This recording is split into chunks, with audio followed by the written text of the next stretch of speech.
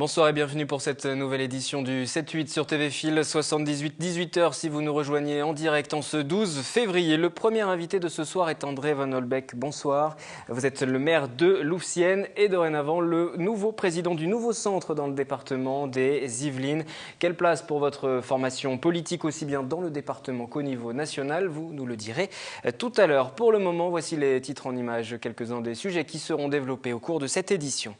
Philippe Briot, le maire du Chesnay, a lancé une pétition nationale contre le mariage pour tous et pour demander un référendum. Il a recueilli plus de 500 000 signatures. La barrière est donc franchie pour obtenir une saisine du Conseil économique et social et environnemental.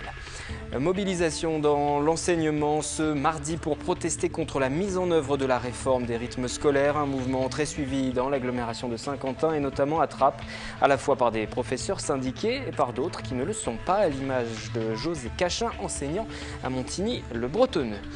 Autre manifestation avec comme seul mot d'ordre le sourire et la bonne humeur. C'était le défilé des étudiants de la faculté des sciences de la santé à Montigny. Mardi gras oblige et c'était plutôt coloré, vous le voyez. Quand un composteur devient esthétique, c'est le Champi-Compost mis en place au potager du Roi à Versailles, un outil pédagogique pour apprendre à réaliser du bon compost. Tout est une question d'équilibre, paraît-il, et nous en parlerons tout à l'heure. D'environnement, il en sera également question dans une demi-heure, pas plus. Une demi-heure et on vous retrouvera Valérie Ribaud. Bonsoir. Bonsoir Wilfried. Oui, nous parlerons de l'habitat bioclimatique qui sera notre habitat de demain et qui devra même être déjà celui d'aujourd'hui. Nous en parlerons avec Yoann Girbaud de l'ALEC, l'agence locale de l'énergie et du climat de Manille-et-Hameaux.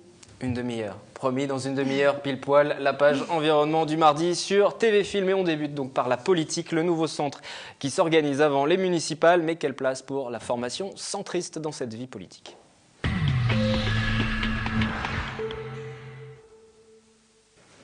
André Van Holbeck est donc le premier invité de cette édition. Avant même de parler du nouveau centre, de votre formation politique, j'aimerais tout de même votre réaction concernant la mobilisation autour du mariage pour tous. Le maire du Chesnay, Philippe Briot, centralise toutes les pétitions afin d'obtenir justement cette saisine du Conseil économique, social et environnemental qui permettrait de revoir un petit peu la décision prise cet après-midi par les députés, puisque cet après-midi, les députés ont validé cette ouverture du mariage à l'ensemble des couples homosexuels. Il dit, Philippe Briot, avoir reçu plus de 500 000 signatures. Est-ce que vous faites partie des signataires tout d'abord? Oui. Vous l'avez soutenu. Alors expliquez-nous les motivations, votre démarche. Pourquoi soutenir et demander justement que le gouvernement et les députés revoient un peu leur copie? Voilà, alors bon, ma démarche est à la fois en tant qu'engagé politique et également en tant que maire. En fait, le mariage pour tous, tel qu'il est conçu, et disons met en cause un certain nombre de repères et un certain nombre de valeurs. Et disons que je considère qu'il ouvre la porte à, disons, la procréation médicale assistée et, disons, un principe d'adoption qui est mal défini. Et donc, c'est essentiellement, c'est pas l'acte lui-même, mais c'est disons, l'ouverture qui est faite et qui remet en cause un peu les fondements de notre société. Donc, je ne suis pas favorable à ce dispositif et par conséquent, j'ai fait partie des signataires car je pense que c'est effectivement un des moyens de faire réfléchir en quelque sorte et de faire comprendre à l'ensemble des Français les risques que comportent ces dispositifs. Mais ça sert véritablement à quelque chose. Aujourd'hui, ce sont les députés qui se sont exprimés. 329 voix pour, 229 contre voix. Ça va servir, finalement. Les députés se sont prononcés. Maintenant, ce seront les sénateurs qui devront voter. Ce sera le 2 avril, d'ailleurs. Oui. Bon, personnellement, je suis républicain. Il y a eu des élections. C'est la majorité qui dirige. Ce que je voudrais dire, c'est que les électeurs, en fait, ont soutenu François Hollande et ont élu des députés socialistes de façon majoritaire. Ça ne veut pas dire qu'ils sont d'accord avec l'ensemble du programme. Et je pense qu'effectivement, un débat national est nécessaire, une explication. Pour vous, ça dépasse le clivage gauche-droite aujourd'hui? Ça dépasse le clivage gauche-droite, c'est évident. Donc, il y a un certain nombre de... D'ailleurs, vous l'avez vu dans le vote des députés. Non, je pense que l'élection disons, la majorité a donc à gouverner la France, mais en ce qui concerne des sujets de société aussi importants, il faut qu'il y ait un débat important dans la société pour que chacun comprenne les tenants et les aboutissants. Vous restez avec nous sur ce plateau. On va parler dans quelques instants donc du nouveau centre de votre élection à sa tête dans le département des Yvelines. Pour l'instant, nous allons justement au Chesnay où Philippe Briot, le maire, continue à compter les signatures, même s'il a dépassé les 500 000 nécessaires pour cette saisine. Il veut renforcer un peu plus la légitimité de sa démarche. Nous voici au centre de dépouillement de la pétition contre le mariage pour tous au Chesnay. Lundi soir, la barre des 500 000 signatures, le nombre requis pour saisir le Conseil économique, social et environnemental, était franchi. 552 000 signatures exactement, et quand on voit cette soixantaine de bénévoles qui s'activent, le chiffre risque encore de grimper. Il en arrive tous les jours, puis il y a surtout des gens qui apportent des paquets entiers. Hier, on a vu débarquer de l'avion une personne avec une grande valise qui venait de la Martinique avec, je crois, 7-8 000 pétitions. Comme Martin, Oriane vient tous les jours aider à compter et classer les signatures. Cette salle municipale prêtée au collectif La Manif pour tous est devenue sa deuxième maison. Comme beaucoup de ses volontaires, elle a le sentiment de participer à un combat citoyen. Le but, c'est de faire entendre notre voix, la voix de tous les Français, et pas juste une élite de Paris et quelques lobbyistes bien financés. C'est la révolte citoyenne. C'est aujourd'hui, le pouvoir va passer dans la rue. On risque peut-être, la Manif pour tous, d'être le premier parti politique en France vendredi devant le CESE. C'est en effet la première fois que le CESE, le Conseil économique, social et environnemental, a été saisi par pétition. Le collectif a rendez-vous vendredi matin, signature sous le bras ou plutôt dans plusieurs camions. Si le compte est validé, le CESE aura 1 an pour rendre son avis. Et pour avoir plus de poids, le collectif a décidé de poursuivre le comptage jusqu'à la prochaine réunion du CESE, le 26 février. On dépassera largement le million de pétitions et là, vraiment, on aura un observatoire du mécontentement des Français et on ne passera pas pour des marginaux. Malgré cette mobilisation, le projet de loi avance et poursuit son agenda. L'Assemblée nationale doit voter la loi aujourd'hui. Le Sénat, quant à lui, l'examinera le 2 avril. Et cette loi, justement, a été votée aujourd'hui à l'Assemblée en fin d'après-midi. 329 voix pour et une dizaine d'abstentions. Après le mariage pour tous, nous parlons à présent du nouveau centre et des autres formations centristes également. André Van Holbeck, président du nouveau centre dans les Yvelines, élu début février face à Aziz Seni, personnage plutôt médiatique, entrepreneur de Mantes-la-Jolie que nous avons déjà reçu sur ce plateau. Vous avez totalisé 55% des voix. Comment s'est passée justement cette campagne? C'était une ambiance un peu particulière. Pendant 2 ans, il n'y avait pas eu d'élection. Exactement. Au sein de la Fédération yvelinoise. Au sein de la Fédération yvelinoise, effectivement, a été mise en sommeil, en quelque sorte, et était, disons, dirigée directement par le comité exécutif national. Ce qui fait que, d'après le principe de subsidiarité, on voit tout de suite que le fonctionnement n'était pas très mobilisateur. Bon, les instances nationales ont décidé de l'organisation d'élections. Et donc, nous avons, tout début du mois, organisé ces élections au cours de laquelle il y a eu l'élection à la fois d'un président, d'un conseil départemental et de représentants au conseil national. Aziz Seni, cette campagne face à lui, comment elle s'est déroulée justement? Aziz Seni qui avait été plutôt critique au moment où il n'y avait pas d'élection, il y a eu pas mal d'agitation, oui. Et également notamment après le retrait de la candidature d'Hervé Morin dans la course à la présidentielle, oui. Aziz Seni s'était aussi exprimé. Comment s'est passée la campagne avec vous? Alors, il y avait une différence d'approche, c'est-à-dire que Aziz Seni en fait est un militant. Et par contre, il n'est pas élu. Donc, il n'a pas eu l'occasion de se confronter à la gestion d'une commune ou voire de participer à la gestion d'un département ou d'une région. Et dans son approche, c'était essentiellement une approche donc militante. Il faut augmenter le nombre d'adhérents et faire des campagnes médiatiques. Pour ma part, moi, je me présentais en tant que maire, en tant qu'ancien délégué de l'UDF, délégué départemental de l'UDF, et à l'approche des élections municipales, je pense qu'il était nécessaire que le parti soit représenté par un élu, et si possible un maire. Il y a une certaine logique entre le calendrier et le choix qu'ont fait les militants. Aujourd'hui, la famille Nouveau Centre est réconciliée ? Tout va bien. Ah bah Parce oui. qu'il y a quelque temps, vous avez été suspendu aussi, en tout cas mis en congé du parti lors des élections sénatoriales. C'était en 2011. Vous aviez maintenu votre candidature sans avoir l'investiture du nouveau centre, qui était revenu à Roselle Cross, qui était la sénatrice sortante, puisqu'elle avait remplacé Nicolas Abou au Sénat. Elle a perdu d'ailleurs depuis son siège, depuis cette élection. Aujourd'hui, vous avez réintégré le parti. Tout va bien? Tout se passe bien?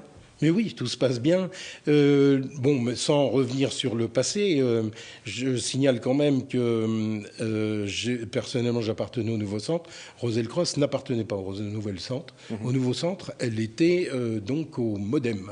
Mais elle avait reçu l'investiture. Voilà. Alors après, il y a eu les discussions qui se font dans les instances nationales sous les ordres de la République. Et là, le choix a été pris. Et effectivement, personnellement, je me suis présenté. Mais ça n'a pas été un traumatisme. Hein. Donc vous dites aujourd'hui, pas de traumatisme, tout va bien, mais pour autant, comment vous allez relancer la machine Nouveau Centre, ne serait-ce que dans le département des Yvelines? Puisqu'aujourd'hui, il va falloir aller à la rencontre des électeurs, les échéances électorales se rapprochent très très vite. Oui. Mars 2014, c'est presque demain pour toutes les formations politiques, on y pense, et plus que le matin, on se rasant d'ailleurs.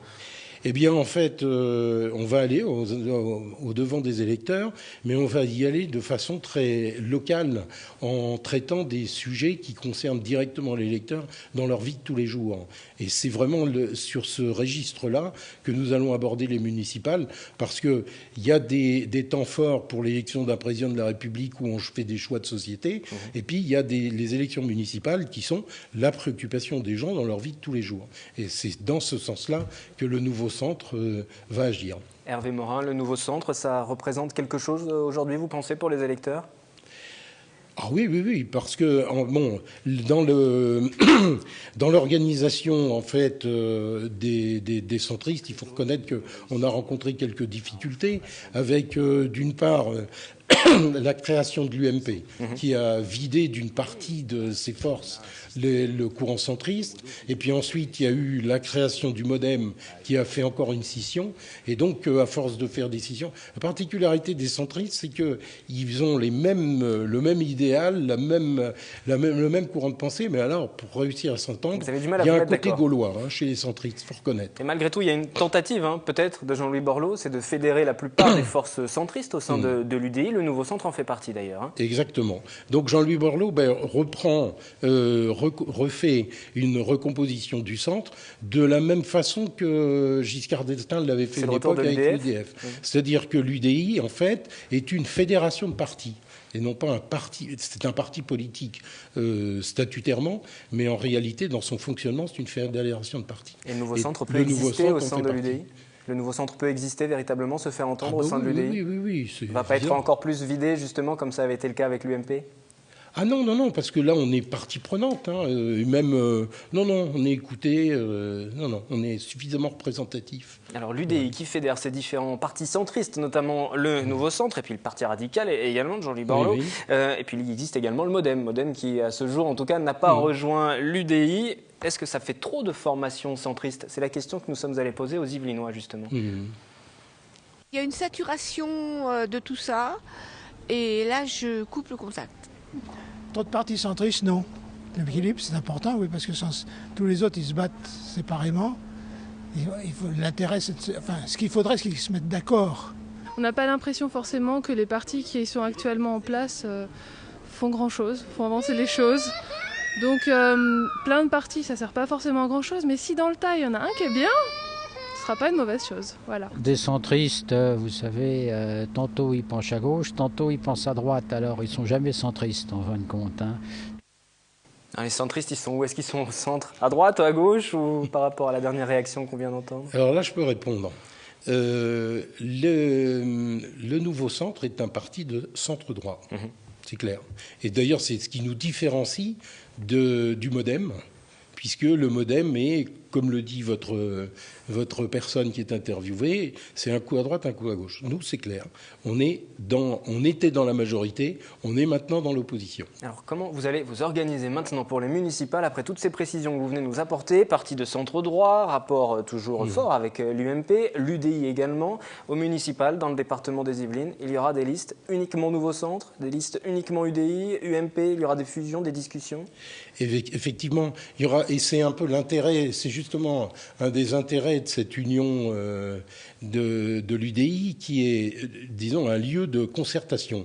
C'est-à-dire qu'il y a des représentants du Nouveau Centre, il y a des représentants du Parti radical, de la Fédération européenne et démocratique, de la gauche moderne, et nous nous rencontrons entre nous. Alors, nous allons passer en revue les différentes communes où il y a des personnes ou des élus qui veulent être reconduits ou des personnes qui veulent constituer une liste. On va en discuter entre nous pour ne faire qu'une seule liste, qui est la liste UDI. Donc c'est un lieu de concertation. Ça, c'est pour l'UDI, mais par rapport à l'UMP? Alors, par rapport à l'UMP, je vous précise qu'on est de centre droit. Donc, notre objectif sera, dans le cadre des municipales, d'une part, de reprendre un certain nombre de villes qui ont basculé à gauche, alors que sociologiquement, elles ne le sont pas. Quelques villes, par exemple? Il y a eu, parlons de Poissy. Poissy, ça a été un désaccord qui a pu se passer avec le MoDem. Mais logiquement, Poissy, il faut qu'il y ait une seule liste qui se présente. Et cette liste a de fortes chances de l'emporter. Cette liste qui sera menée? On va citer un nom. Carl Olive, Jean-François Raynal, qui est le secrétaire départemental. Alors, je souhaite bien du plaisir à l'UMP pour régler le problème. Ils sont tous les deux UMP. Vous n'avez pas de candidat préféré sur les deux noms que je vous ai cités? On se prononcera après. Et alors, sur les autres communes, quel regard particulier, attentif ou non, vous allez porter? Quelles sont les communes où le Nouveau Centre peut faire parler de lui, justement? Le Nouveau Centre, au hasard, j'en prends une, Louvciennes, par exemple. Ce serait plutôt bien, puisque c'est votre commune. Voilà, exactement. Non, et puis il y a un certain nombre de communes où on a des élus. D'abord, il y a quelques maires sortants, et puis il y a des communes où il y aura une liste. Mais cette liste, en fait, ne sera pas Nouveau Centre, elle sera une liste UDI, c'est-à-dire qu'il y aura des composantes de l'UDI qui participeront. Elle sera même, et d'ailleurs on l'espère dans la plupart des cas, des listes communes UDI-UMP ou UMP-UDI. Et au niveau de Saint-Quentin en Yvelines, puisque nous sommes sur le bassin de Saint-Quentin en Yvelines, vous êtes venu dans nos studios à Guyancourt. Est-ce qu'il y a des communes aussi où l'UDI va pouvoir s'allier à l'UMP pour peut-être inverser les tendances, faire évoluer les choses? Pour l'instant, le cas de Guyancourt n'a pas encore été évoqué, mais la ligne de conduite est bien celle-là. C'est l'alliance avec l'UMP dans les communes où il y a une possibilité de reconquête. Donc, dans tous les cas, l'UDI s'effacera pour laisser l'UMP. L'UDI va être un tremplin pour l'UMP.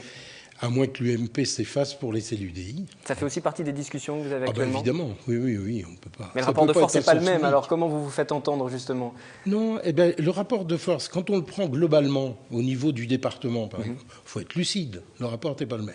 Mais quand on prend les choses localement, il y a des endroits où l'UDI, il y a un électorat UDI qui est plus important qu'un électorat UMP.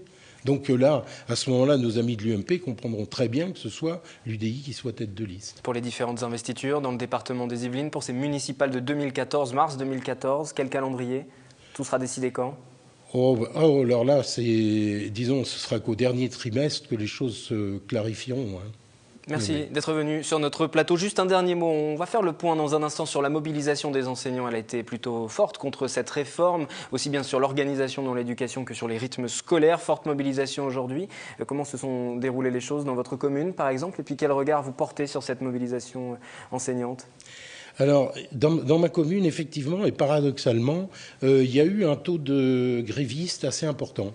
Alors que, en général, les enseignants, on n'a pas l'occasion de fermer des écoles. Alors que cette fois-ci, il y a eu une école qui a été fermée parce qu'il n'y avait pas assez d'enseignants. Donc, je pense que le gouvernement devrait être sensible à ce mouvement. Maintenant, le principe d'une réadaptation du calendrier scolaire, c'est un bon principe. Et d'ailleurs, le travail avait déjà été commencé au cours du gouvernement précédent. Donc, c'est un bon principe. La seule chose, c'est la mise en œuvre. Il faut faire preuve de pédagogie, il faut accepter de travailler. Mais dans ma commune, nous sommes en relation à la fois avec les parents d'élèves et avec les enseignants et les directrices d'école. Et on est en train d'élaborer un projet dans la concertation. Ce serait pour 2014 ou 2013? Parce que c'est la grande question d'ici fin mars, les communes qui doivent se prononcer sur cette réorganisation du calendrier scolaire. Non, on prendra 2014. En fait, 2014 pour deux raisons. C'est que déjà, le gouvernement lui-même va peut-être décider de reporter en 2014. C'est-à-dire qu'actuellement, c'est 2013 et les communes doivent prendre une délibération pour demander l'exception de commencer en 2014. Je pense que ce sera plutôt le contraire qui va se passer. Et il y avait un aspect financier qui était évoqué, mais il devient secondaire compte tenu des positions qu'ont pris l'Assemblée des maires de France. Merci André Van Holbeck, nouveau président du nouveau centre dans le département des Yvelines. Merci à vous. Cette mobilisation enseignante, justement, on y revient avec ce reportage de la rédaction. Julie Rocha-Suarez, Guillaume Camps et Patrick Jacques de Dixmude. Forte mobilisation dans l'enseignement ce mardi en France et dans les Yvelines pour le report de la réforme des rythmes scolaires. Parmi les grévistes, ces 2 enseignants non syndiqués de l'école élémentaire Paul Fort de Montigny-le-Bretonneux. Le manque de concertation, c'est ce qui les agace le plus. Mais pourquoi on n'arrive vraiment pas à faire en sorte de laisser du temps aux gens pour se concerter, pour se mettre d'accord sur un certain nombre de points, et que ces idées, sans être édulcorées, sans être censurées ou qu'on les vide de leur substance, alimentent une loi et que ce soit vraiment quelque chose qui emporte l'adhésion. Passionnés par leur métier, ils sont conscients de la nécessité d'une réforme dans l'intérêt de l'enfant. L'idée du corps enseignant ? Reporter la réforme Peillon à la rentrée 2014 afin de réécrire le décret. On doit repenser les rythmes scolaires sur la journée, sur la semaine, mais également sur l'année. Il y a beaucoup de problèmes qui ne sont pas résolus à l'heure actuelle, à savoir les activités qui seront proposées sur le cadre périscolaire, quelle formation, encadrée par quel personnel, une question de locaux qui se pose également. Bref, on se pose la question parce qu'on n'a pas non plus envie que le temps périscolaire se transforme en garderie. Pour ces enseignants, rien ne garantit actuellement la qualité et la gratuité du temps périscolaire. Pas de précision non plus sur les programmes pourtant jugés lourds et inadaptés. Selon le syndicat SNUIPP Yvelines, le taux de grévistes s'élevait à près de 60% ce mardi dans le département. 150 écoles sur 1000 seraient fermées. À Saint-Quentin-en-Yvelines, une grève massivement suivie notamment à Montigny-le-Bretonneux, Élancourt, Guyancourt et La Verrière. À Trappes, 30 écoles sur 36 étaient fermées ce mardi. À la mairie, une centaine d'enseignants de la ville a fait entendre ses inquiétudes. On ne peut pas laisser une réforme être financée par les collectivités locales, parce que là, c'est l'inégalité assurée. Hein. Voilà, donc ça, c'est insupportable. Sur Trappes, évidemment, on ne fera pas payer les activités, mais il y a des petites communes où on élève les impôts locaux, où on fait payer les activités. Le coût de la réforme, à la mairie de Montigny-le-Bretonneux, on l'a d'ores et déjà estimé, 1,5 million d'euros par an.